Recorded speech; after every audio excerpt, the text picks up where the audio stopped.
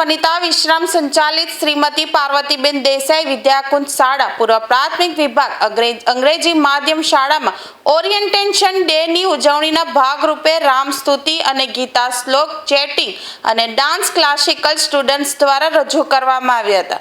સાથે ફાધર્સ ડેની ઉજવણી પણ કરવામાં આવી હતી.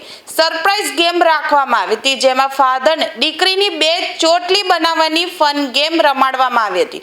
Chairman Kriplani Desai sir, vice chairman Pravin Vora sir, secretary Manhar Desai સરે બ્લેસિંગ મોકલ્યા હતા. આચાર્ય શ્રીમતી જ્યોતિકા રામનાનીએ ફાધર અને દીકરી સાથે રેમ્પ વોક માટે પ્રોત્સાહિત કર્યા અને સહુને આરસી વચન આપી શુભેચ્છા પાઠવી હતી.